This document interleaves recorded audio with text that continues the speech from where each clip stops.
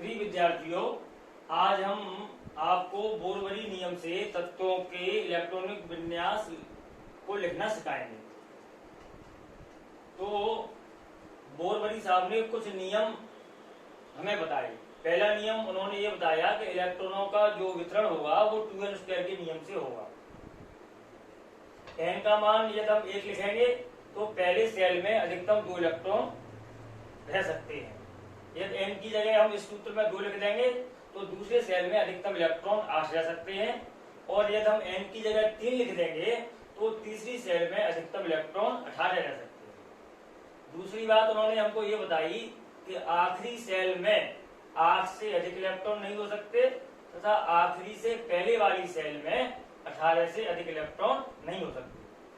तीसरी बात उन्होंने हमको बताई कि आखिरी सेल में 2 से अधिक इलेक्ट्रॉन तभी रह पाएंगे जब उससे पहले वाली सेल में इलेक्ट्रॉनों की संख्या 2n² के नियम से अधिकतम हो जाए।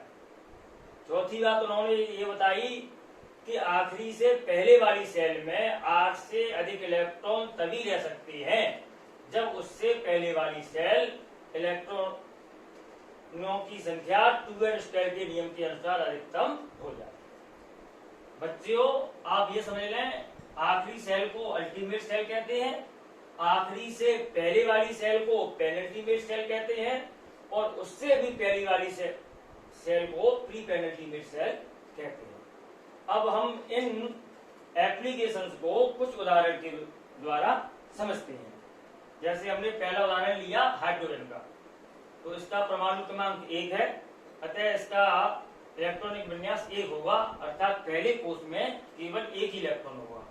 हीलियम का परमाणु क्रमांक 2 है, अतः इसके पहले कोष में केवल 2 ही इलेक्ट्रॉन होंगे। लिथियम का परमाणु क्रमांक 3 है, तो इसका इलेक्ट्रॉनिक विन्यास बोरवरी नियम से 2 और 1 होगा। ऐसा नहीं कि आप जो है पहले कोष में ही 3 इलेक्ट्रॉनों को बिठा दें, क्योंकि बोरवरी साहब ने ये बताया था कि पहले कोष में अधिकतम 2 इलेक्ट्रॉन ही रह सकते हैं। बेरिलियम का परमाणु क्रमांक 4 है, तो इसका इलेक्ट्रॉनिक विन्यास होगा 2 और 2। बोरोन का 2 और 3, कार्बन का 2 और 4, नाइट्रोजन का 2 और 5, ऑक्सीजन का 2 और 6, फ्लोरीन का 2 और 7, नियोन का 2 और 8, सोडियम का 2, 8 और 1। अब सोडियम का इलेक्ट्रॉनिक विन्यास बनाने में हमको ये तीसरी सेल बनानी पड़ी। क्यों बनानी पड़ी? क्योंकि ये जो सेकंड सेल है इसमें अधिकतम इलेक्ट्रॉन 8 रह सकते हैं, इससे ज्यादा इलेक्ट्रॉन नहीं रह सकते, अतः हमको ये तीसरी सेल ड्रॉ करनी पड़ेगी। मैग्नीशियम का 2, 8, 2, एल्युमिनियम का 2, 8, 3, सिलिकॉन का 2, 8, 4, फास्फोरस का 2, 8, 5, सल्फर का 2, 8, 6, क्लोरीन का 2, 8, 7, आर्गन का 2, 8, 8, पोटेशियम का 2, 8, 8, 1। अब पोटेशियम का जो इलेक्ट्रॉनिक विन्यास हमने लिखा है तो हमें इसमें चौथी सेल बनानी पड़ेगी। ऐसा नहीं कि जो है तीसरी सेल में ही हम 9 इलेक्ट्रॉनों को कर दें, क्योंकि बोरवरी साहब ने ये बताया था कि आखिरी सेल में 8 से अधिक इलेक्ट्रॉन नहीं रह सकते, अतः इसका सही इलेक्ट्रॉनिक विन्यास ये होगा। कैल्शियम का 8, 2, स्कैंडियम का 9, 2, टाइटेनियम का 10, 2, वेनेडियम का 11, 2, क्रोमियम का 12, 2 होना चाहिए था, लेकिन ये अपवाद है इसलिए इसका 13, 1 होगा। जितने भी अपवाद हैं उनके ऊपर स्टार लगा दिया गया है। अगला मैग्नीज है, इसका 13, 2, आयरन का 14, 2, कोबाल्ट का 15, 2, निकेल का 16, 2, कॉपर का 17, 2 होना चाहिए था, लेकिन ये एक्सेप्शन है, अतः इसका 18, 1 होगा। जिंक का 18, 2, गैलियम का 18, 3, जर्मेनियम का 18, 4, आर्सेनिक का 18, 5,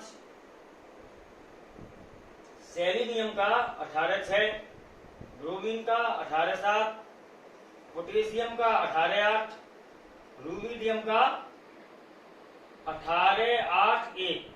अब हमने ये अगली सेल जो बना दी जिसमें 1 इलेक्ट्रॉन है। ऐसा नहीं करेंगे कि इसमें आप 9 इलेक्ट्रॉनों को बिठा दें, क्योंकि आखिरी सेल में 8 से अधिक इलेक्ट्रॉन नहीं रह सकते और उससे पहले वाली जो सेल है उसमें 18 से अधिक इलेक्ट्रॉन नहीं रह सकते।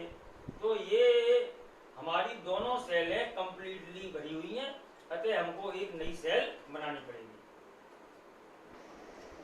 अब देखें स्ट्रोंशियम, इसका परमाणु क्रमांक 38 है, तो और इसका इलेक्ट्रॉनिक विन्यास ये होगा 8-2।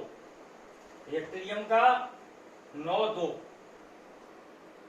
जर्कोनियम का 10-2, नेबियम का 11-2 होना चाहिए था, लेकिन ये अपवाद है इसलिए इसका 12-1 होगा। मोलिब्डेनम का 13-1 होगा, ये भी अपवाद है। टेक्नीशियम का 14-1 होगा, ये भी अपवाद है। रुथेनियम का 15-1 होगा, ये भी अपवाद है।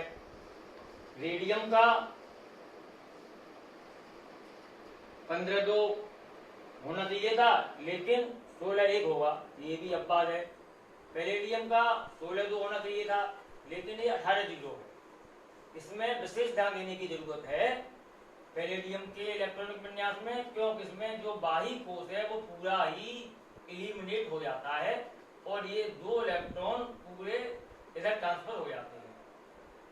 तो सही इलेक्ट्रॉनिक विन्यास इसका 2, 8, 18, 18, 0 होगा। सिल्वर का 18-1 होगा, ये भी एक्सेप्शन है।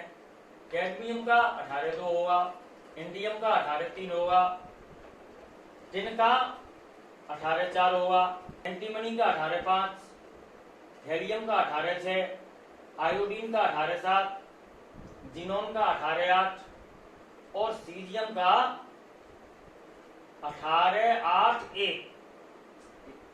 यहां जरा ध्यान दें, यहां पर भी हमको एक नई सेल ड्रॉ करनी पड़ेगी।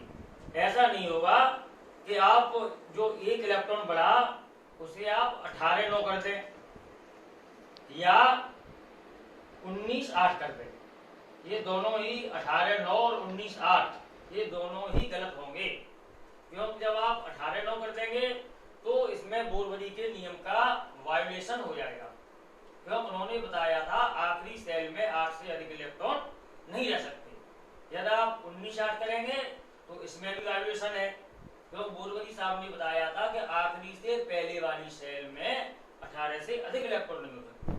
अतः इसका सही इलेक्ट्रॉनिक विन्यास 2, 8, 18, 18, 8, 1 ही होगा।